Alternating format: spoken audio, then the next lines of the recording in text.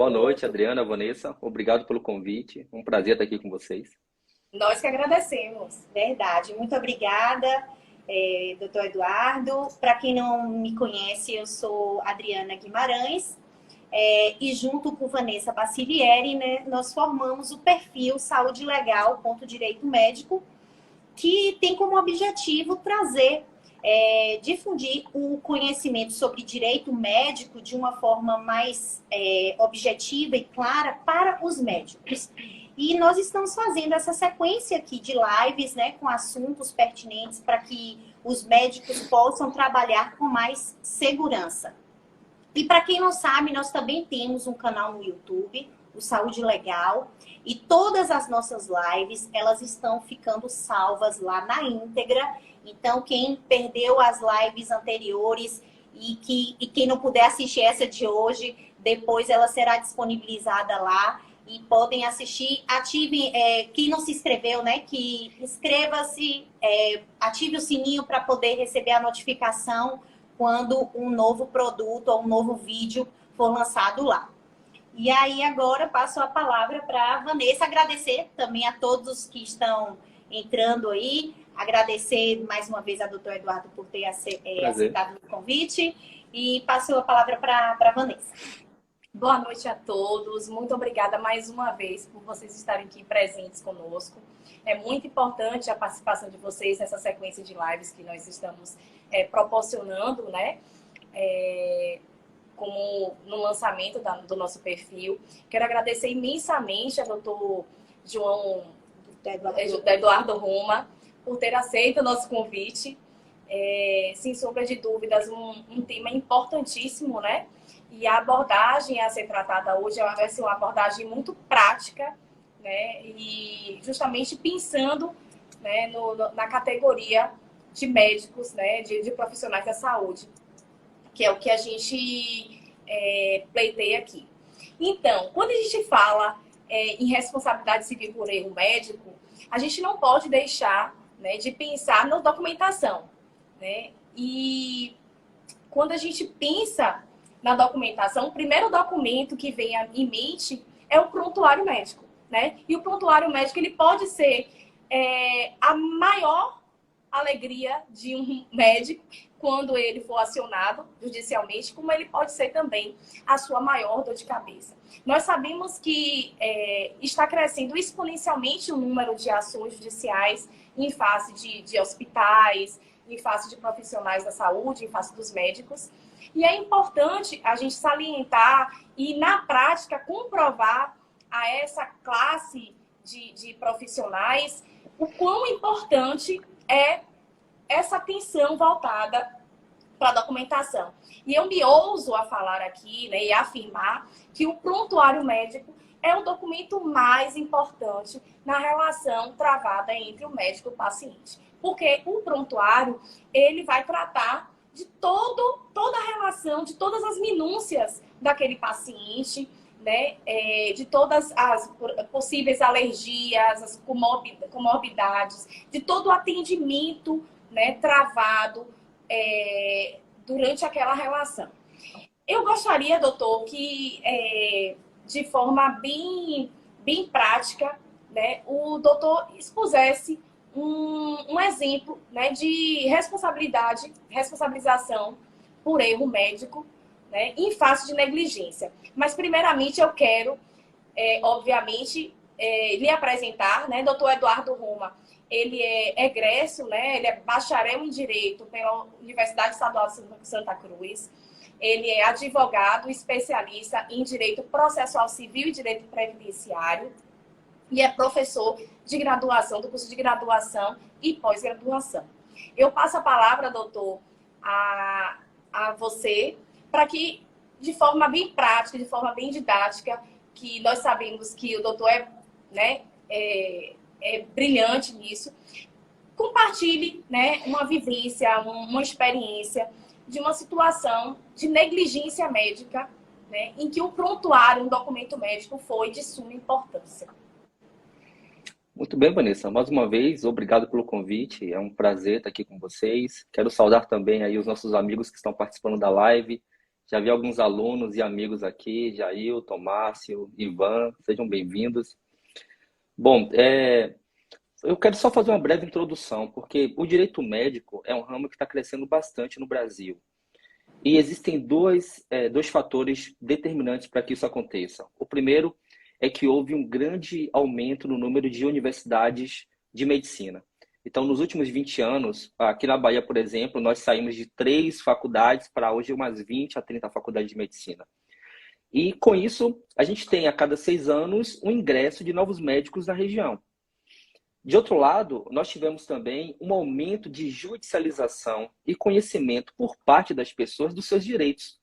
Porque não é incomum você ouvir dizer assim, olha, eu tive um parto e o médico me tratou mal, por exemplo, uma violência obstétrica.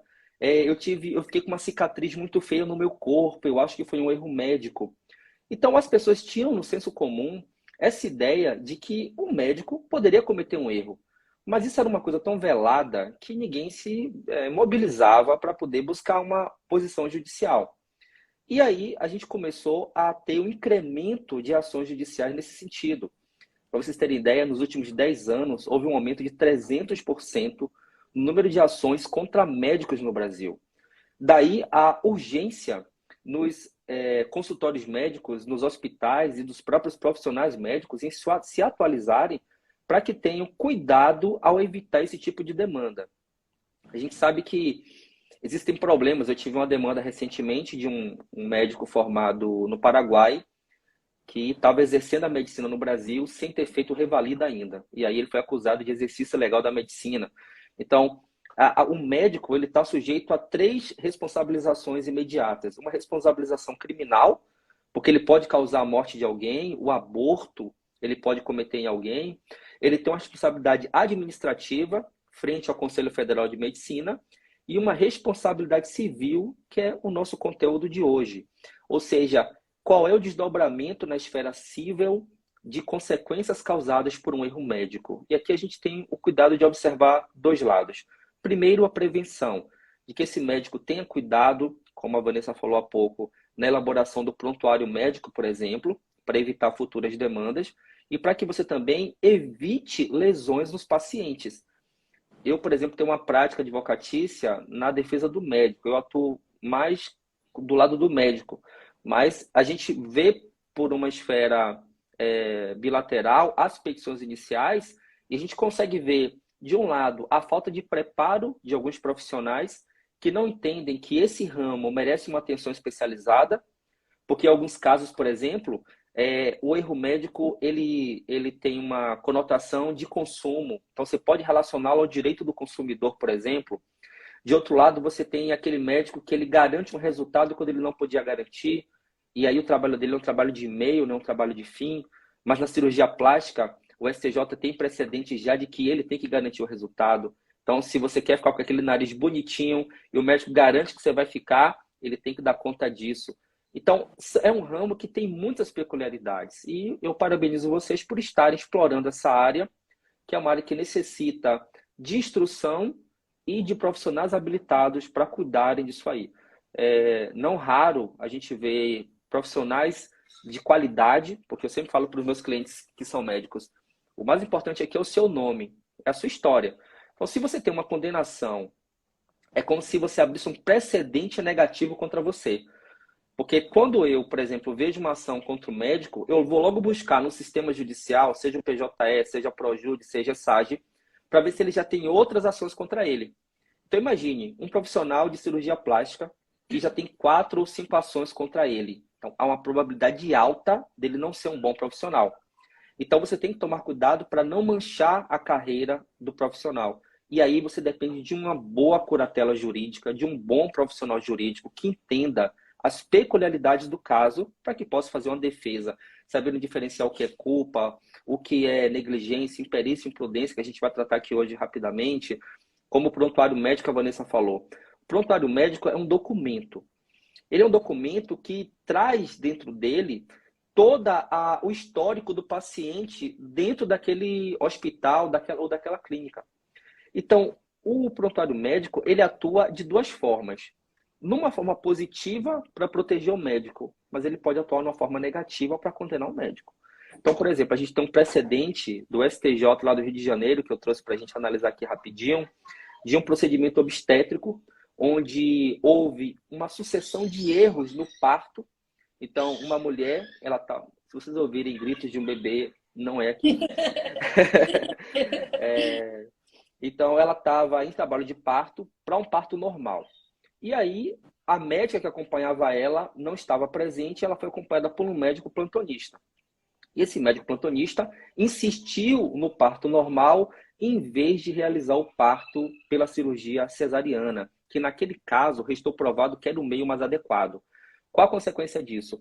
A consequência é que a criança nasceu com vários problemas, então ela teve várias sequelas desse nascimento, entre aspas, forçado pela via normal. Ela teve problema de oxigenação, asfixia perinatal, aspirou mecônio, que é aquele líquidozinho preto que geralmente quando a criança nasce fica na boca. E isso fez com que ela tivesse um problema mental, ela desenvolveu um problema neurológico gravíssimo.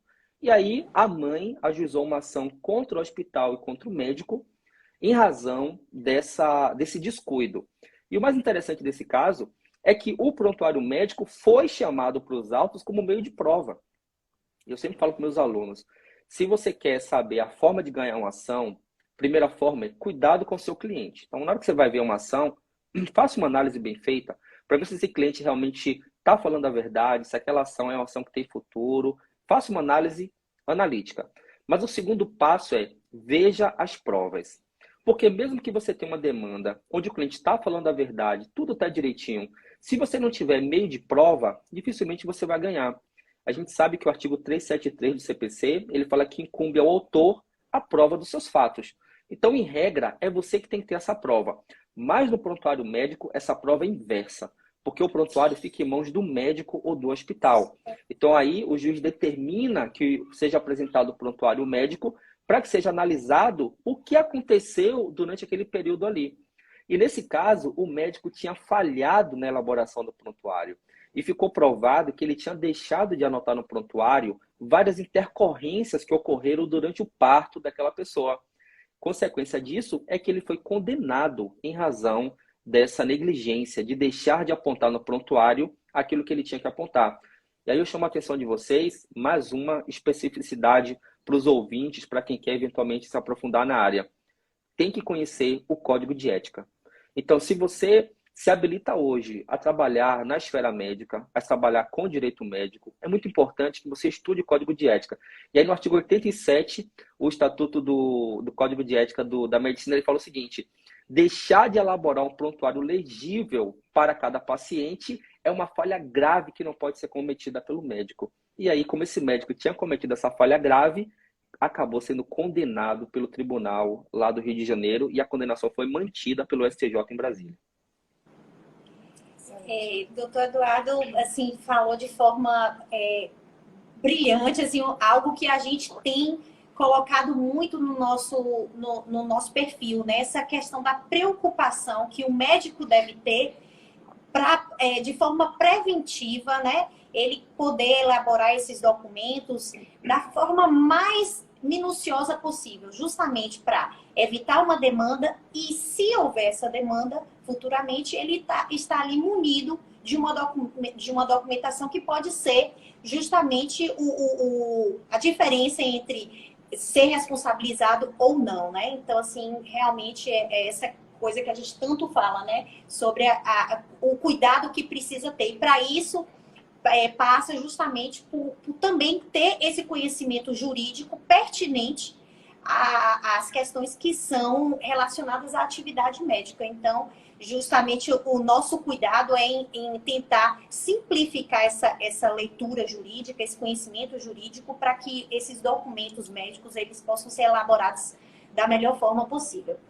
Queria até fazer uma observação de agradecer, que eu estou vendo muita participação aqui, né? Vários comentários, agradecer a participação, essa interação aí que é bem importante. E à medida que tiverem dúvidas, podem ir colocando que a gente vai passando a bola para o nosso convidado. Pena que eu não consigo fixar no meu Insta, né? Essa aqui. Acho que eu não consigo, não. Fixar? O quê? Pra, tipo assim, no meu perfil também aparecer a live. Ah, não, é só de quem, no caso, como a gente que chamou a live, Ah, aí o entendi. convidado não, realmente não Entendi. Mas a fica. gente te envia depois. Não, é que eu queria chamar o Mas... pessoal que tá lá para vir para cá. Ah, é verdade. Entendi.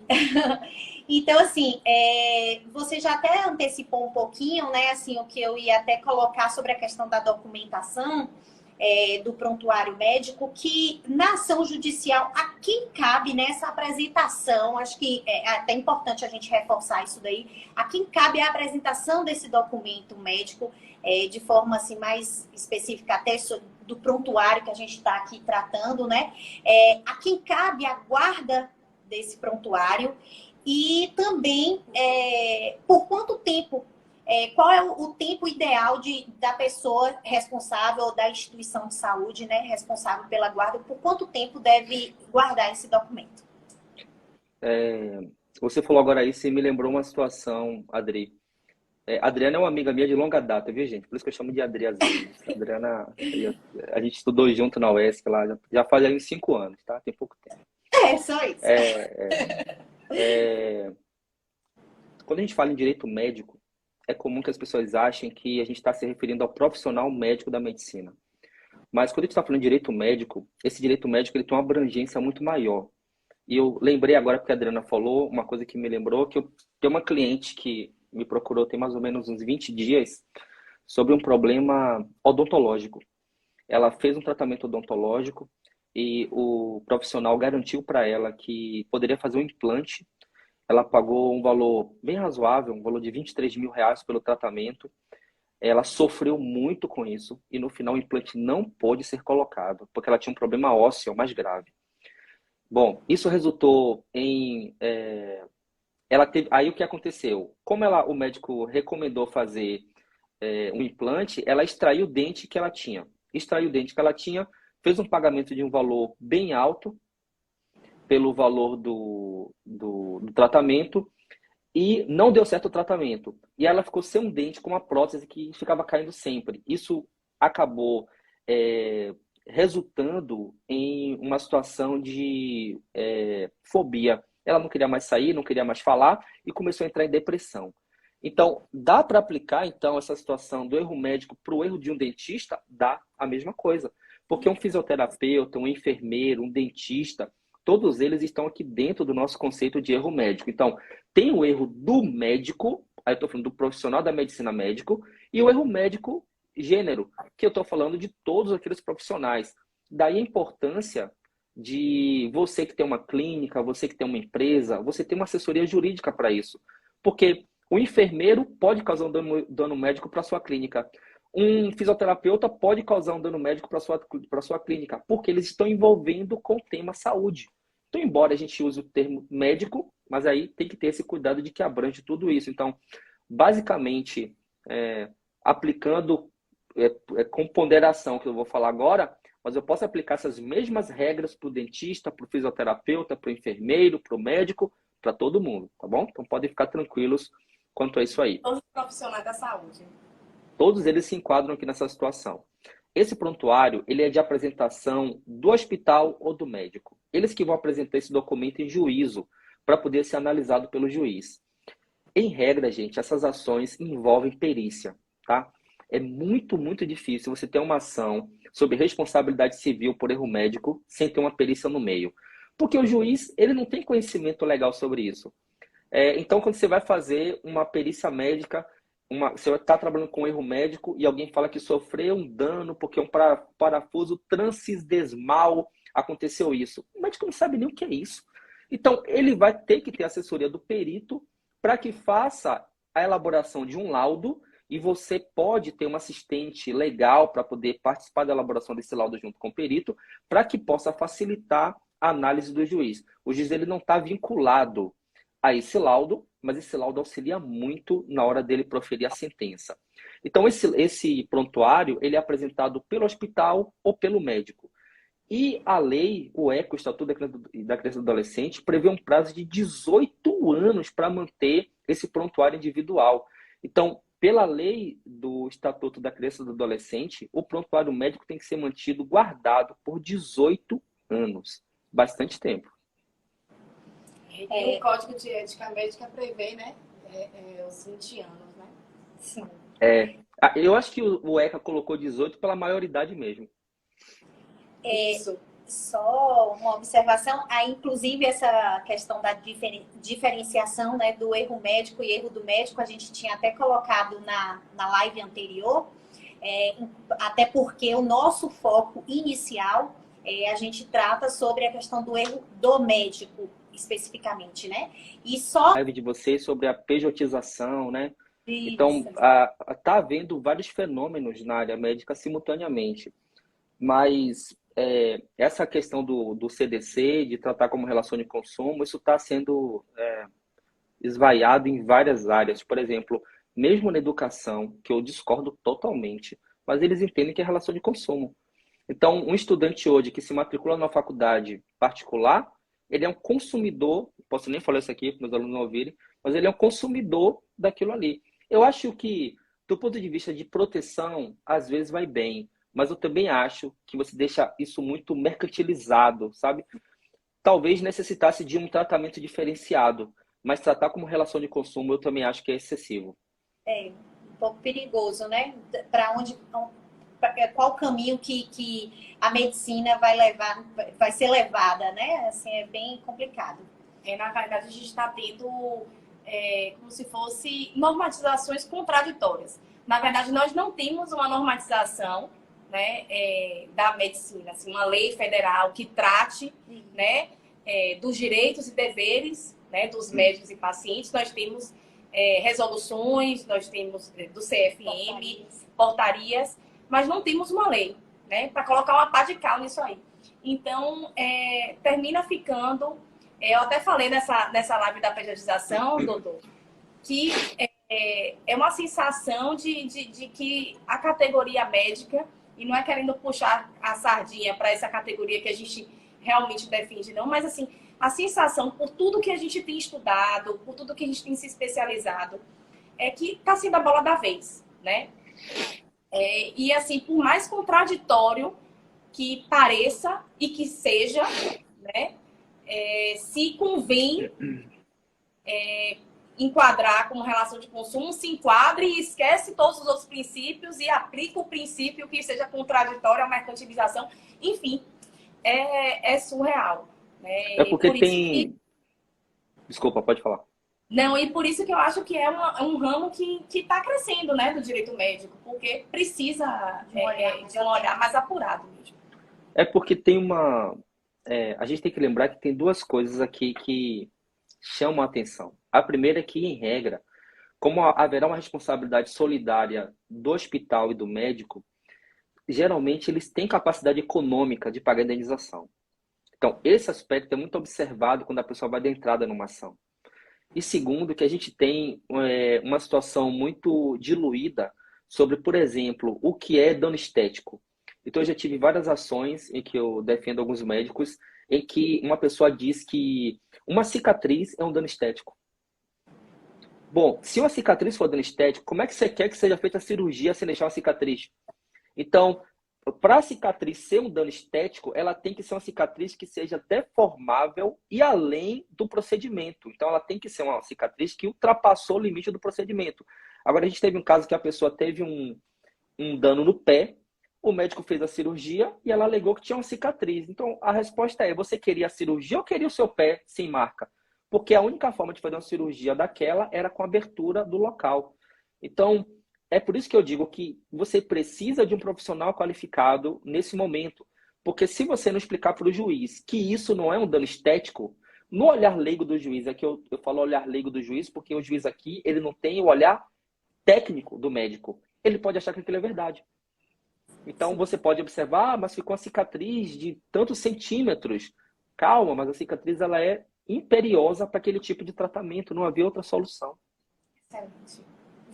E vamos além, né? Porque existem cicatrizes até causadas por queloides que independem do procedimento correto do médico. Ele pode ter agido de forma correta e ter aquele efeito danoso né, que em nada se correlaciona com um erro médico, né? O A gente procedimento teve um foi feito de caso uma forma correta. vez que a paciente omitiu que ela fumava. E aí ela tinha uma dificuldade de cicatrização terrível. E aí o médico falou para mim, falou, rapaz, eu não sei o que fazer mais, Eduardo, porque tudo que a gente já tentou não dá certo. Acabou que ela entrou com uma ação judicial e na ação judicial a gente descobriu que ela fumava. E aí o cigarro é um fator que dificulta a cicatrização. No prontuário médico tem que ser indicado que a pessoa fuma. E aí a importância também do dever de informação, da transparência do profissional com o cliente, da necessidade de você documentar. Então não deixa de boca. Olha, você fuma? Não, não fumo. Não, não serve.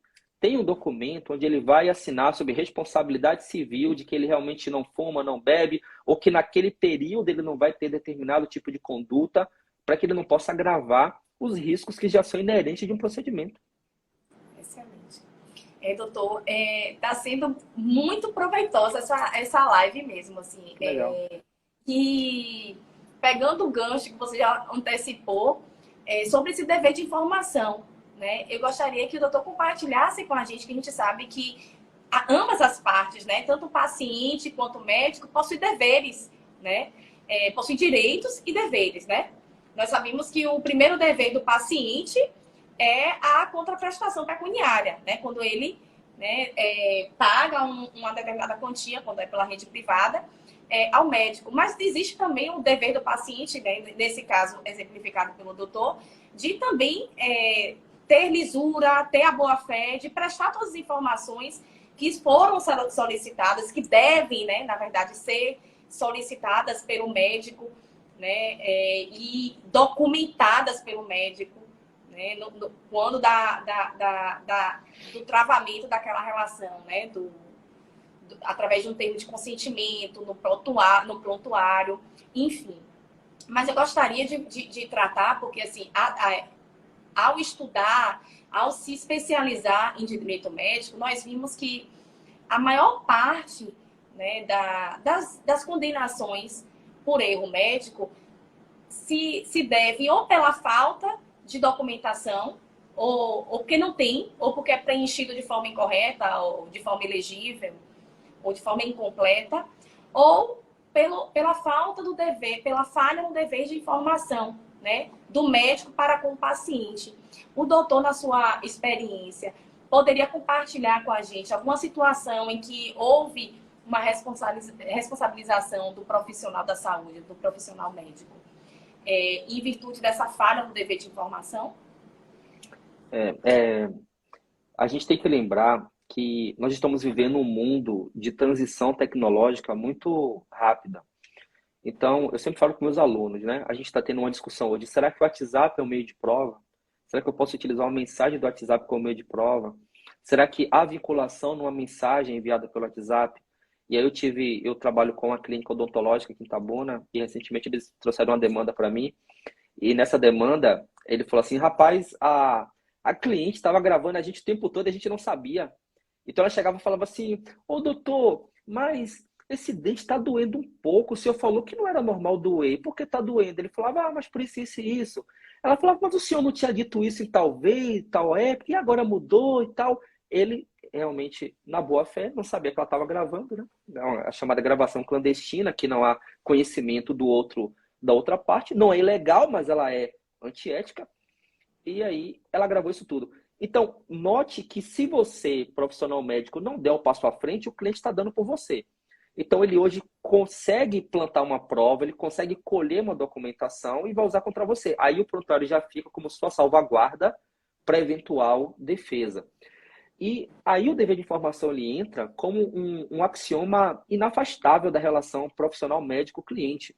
Porque quando você tem um cliente, e seja aqui um cirurgião plástico que ele tem obrigação de fim, e seja um médico normal que não tem obrigação de fim, mas obrigação de meio, você tem que deixar claro para o cliente os riscos inerentes àquele tipo de procedimento.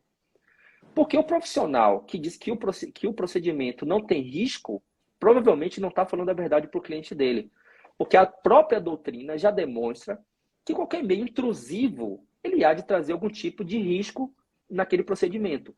E aí houve um caso no Rio Grande do Sul em que o indivíduo ele precisava de uma cirurgia ocular, um problema óptico,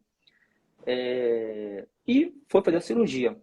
Resultado foi que ele ficou cego, né? A cirurgia que era para ter melhorado sua situação acabou trazendo a cegueira para ele.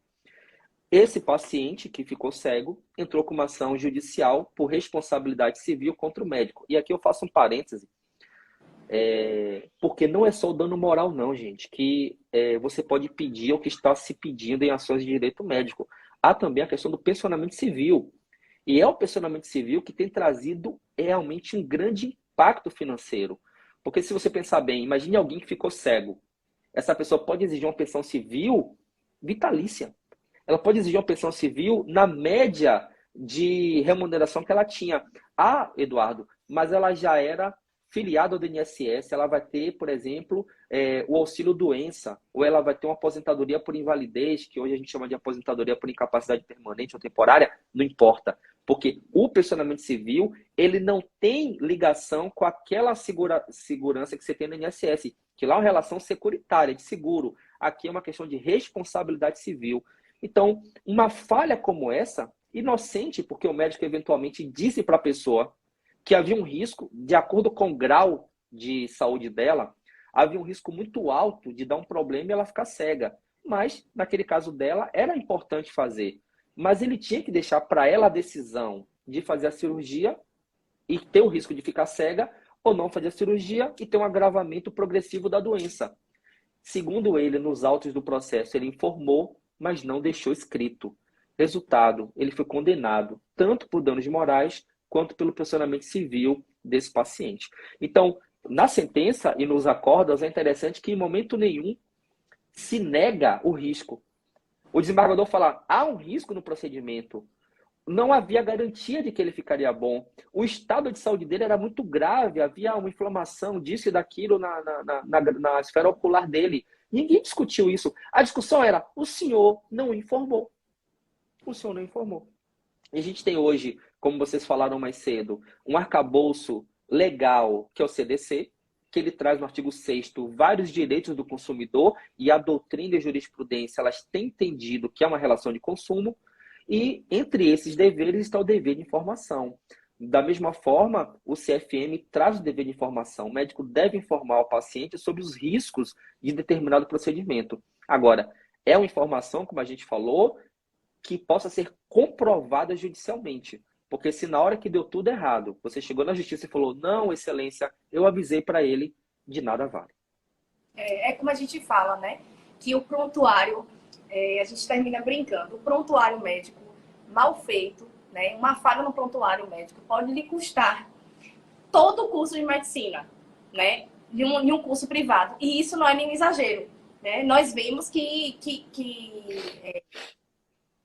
quem atua nesse ramo, quem pesquisa a jurisprudência, vê que tem demandas que são altíssimas, que batem os seus 500 mil reais, 400 mil reais. Eu já vi de 1,5 milhão. É uma missão que realmente precisa ser feita mesmo. E eu acho que porque às vezes a questão da solidariedade entre o hospital e o médico, né? Aí tem que se verificar se o hospital ele é empregado ou não é empregado e blá blá blá. Mas independente disso, o que na minha visão o mais grave é a mácula que fica no histórico do médico. Porque quando você vai procurar um profissional, hoje em dia, como a gente tem, porque antigamente você tinha assim, em uma cidade menor, você tinha um pediatra, um oftalmo, um obstetra. Hoje você tem, gente, uma cartilha para escolher. Cidades como Itabuna e Ilhéus, que são polos regionais, Conquista, Salvador, Feira, você tem inúmeros profissionais. Aí se você vê que um profissional daquele já teve um processo, já foi condenado por negligência, por imperícia, imprudência, será que você vai nele de novo? Então, eu acho que essa mácula que fica acaba sendo até mais grave do que a condenação pecuniária que esse médico vai ter. Então, eu sempre falo para os meus clientes, o que a gente está aqui para defender é a sua vida, o seu histórico. Porque uma alegação como essa, a gente viu na mídia recentemente, aquele médico Dr. Calil. Gente, se a mídia pega um caso desse, a mídia fulmina a vida de um cara. Ela acaba com a vida dele.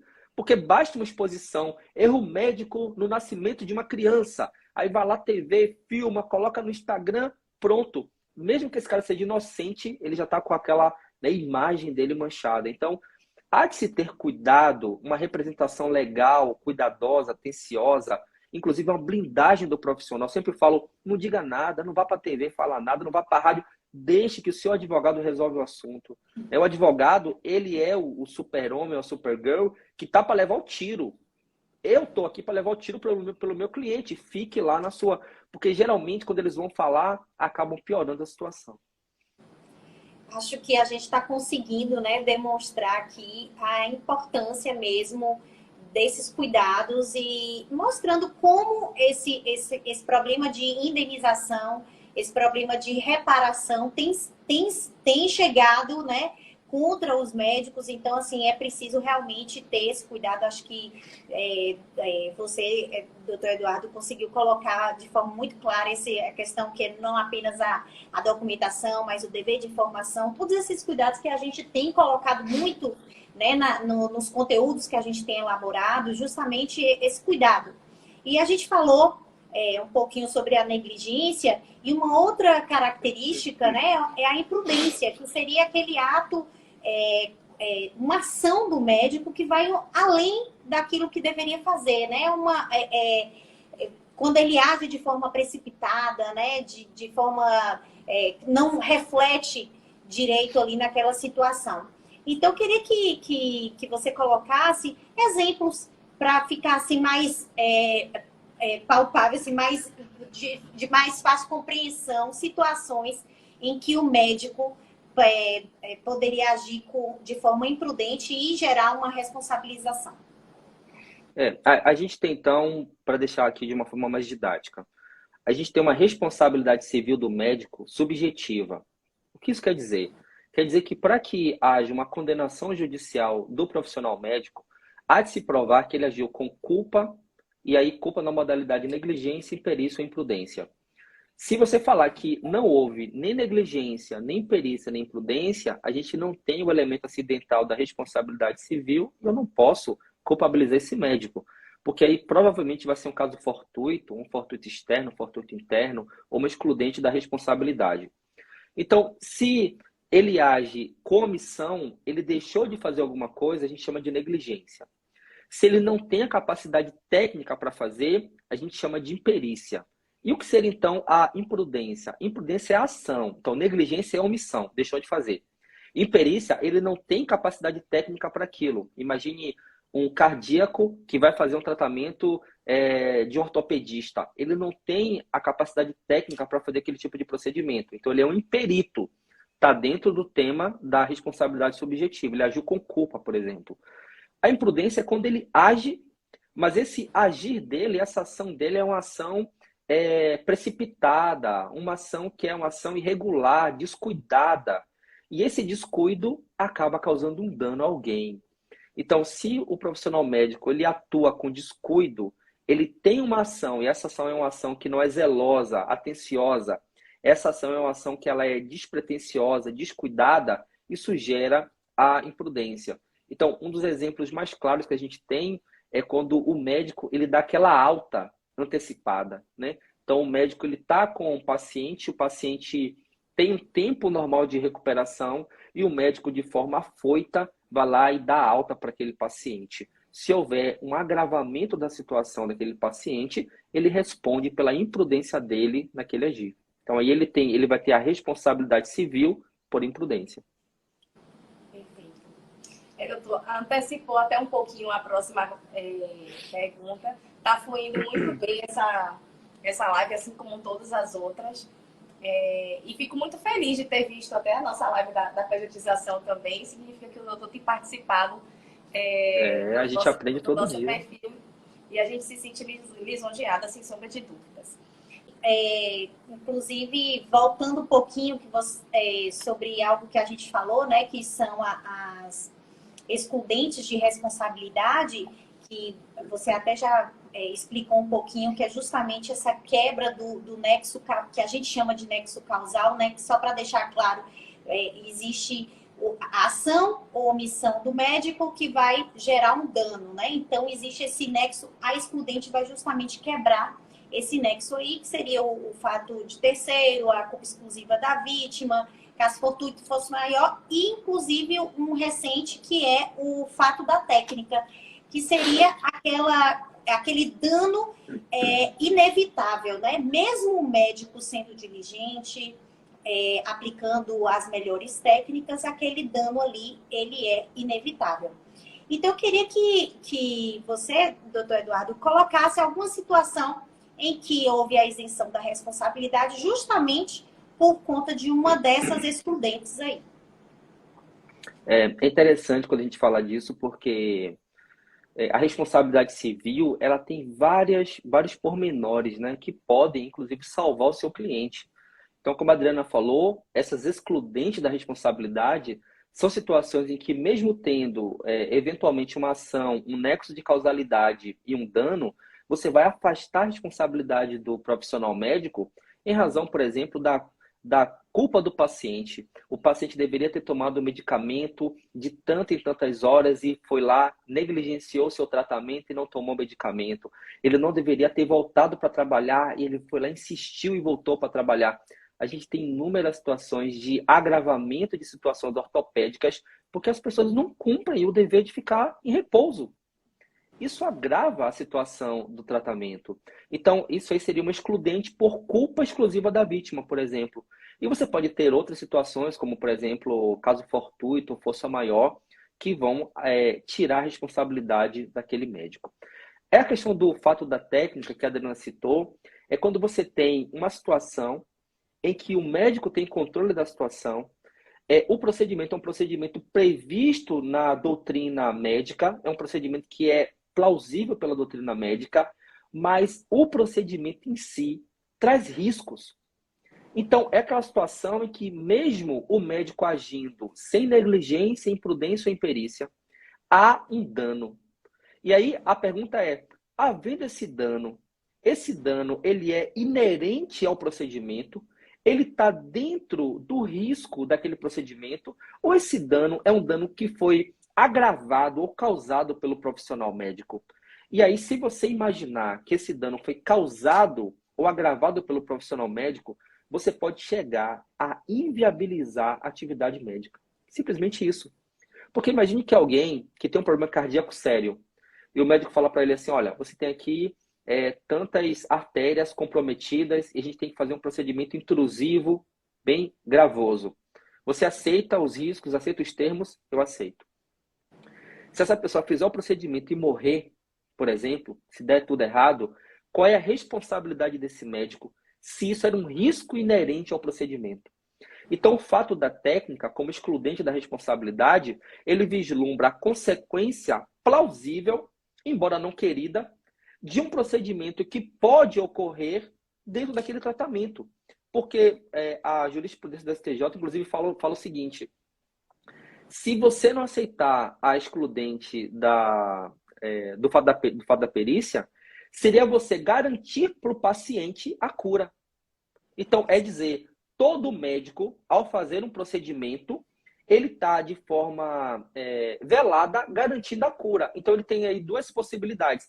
Ou ele garante a cura, ou ele vai ser responsabilizado civilmente. Então, você poderia chegar, se você realmente não trouxesse à baila o fato da técnica, você poderia inviabilizar a atividade médica como um todo.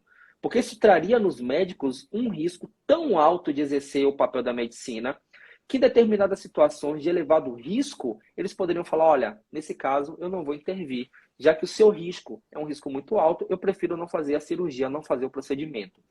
Então, o que é que o fato da técnica, como essa excludente mais nova, entre aspas, já é discutida desde 2012, 2013, ela vem trazendo de inovação? Uma proteção para o médico, e aqui a gente fala como uma excludente de responsabilidade que dá ao médico um pouco de segurança, porque eu tenho sentido também um pouco de desespero e preocupação dos profissionais da área médica em saber se realmente o cliente, ele já hoje em dia já começa a pensar na boa-fé e má-fé do cliente, né? Eles me falam, olha, o cliente falou isso, eu fiquei preocupado. Ele falou assim, eu fiquei preocupado. Ele levou o filho que é advogado para consulta. Aí o cara já fica desesperado, né? Porque, peraí, para que trazer o filho que é advogado para consulta, por exemplo? Por quê? Porque hoje as pessoas estão exigindo às vezes, um resultado que é impossível do médico garantir. E aí o fato da técnica, ele vai trazer essa proteção para o médico e que se eventualmente houver um evento danoso, e aqui a gente não está afastando o dano existe, o dano vai acontecer, mas esse dano não é causado propositadamente pelo médico, ele está dentro do risco daquele procedimento. Então, como esse risco está dentro da atividade médica, como esse dano se tornaria inevitável, embora não previsto e não querido, o médico está protegido por essa excludente. Então, por exemplo, uma situação em que há uma necessidade de uma cirurgia cardíaca, onde o risco é muito alto, o médico utiliza todas as técnicas admitidas pela doutrina médica, admitidas pela Sociedade Brasileira de Cardiologia, por exemplo, não cometeu nenhum erro, mas o paciente morreu no final do procedimento. Houve um agravamento da situação. Houve um caso recente que eu li, que o paciente ele fez a cirurgia, houve inclusive uma abertura do tórax, que é aquela cirurgia intrusiva, um pouco mais gravosa, e o médico desistiu de fazer o procedimento quando ele viu a situação cardíaca do paciente. Ele parou o procedimento, fechou o paciente e falou, olha, não há o que se fazer aqui. Por quê? Às vezes até por medo de uma responsabilização civil depois. Perfeito. É a chamada medicina hoje defensiva, né? Com essa difusão de conhecimento, os médicos eles estão ficando cada vez mais amedrontados, assim, até mais cautelosos e assim preocupados embora ter toda a técnica, né, com um desfecho, porque hoje em dia a pessoa, antes mesmo de ir para consulta, ela já vai lá no Google e antecipa, né, um diagnóstico médico. Doutor, eu quero agradecer mais uma vez a sua presença. Nosso tempo está se esgotando, porque 1 hora, senão a gente não consegue salvar. Agradeço também a presença de todos aqui. Foi muito frutífera, mais essa live, né? Uma aula, né? Uma aula, exatamente. Ótimo, foi um prazer, obrigado. E mais uma vez, né, ela só vem corroborar com a afirmação que a gente tem, né? Da cautela, na elaboração dos documentos, né? Naquela medicina preventiva. Não a medicina preventiva curativa, mas a medicina preventiva no quesito de prestar o seu ofício, né? De trabalhar com maior segurança possível, né? Então, assim, essa live ela veio realmente reafirmar isso, né? Que nós trouxemos na prática situações em que houve uma condenação, né? Por falha, né? Na documentação. E essa cautela ela também tem que ser vista, tem que ser olhada pelos profissionais médicos, porque não basta a técnica. Se eles não tiverem resguardado, documentado toda aquela situação, toda aquela vivência, né, todo aquele relacionamento travado com o paciente, ele não vai conseguir comprovar em uma futura eventual ação. Tá bom? É verdade. Eu agradeço e aguardo uma próxima. Só queria fazer uma observação que a gente não conseguiu responder todas as perguntas, né? Porque acaba que é muito rápido. Mas podem mandar mensagens que tentaremos responder aí e a live ficará gravada, né? E disponibilizada no nosso canal do YouTube. Muito obrigada, doutor Eduardo. Eu que agradeço, meninas. Foi um prazer. Muito obrigado. Obrigado pela participação de todos. Uma boa noite. Tchau, tchau. Boa noite.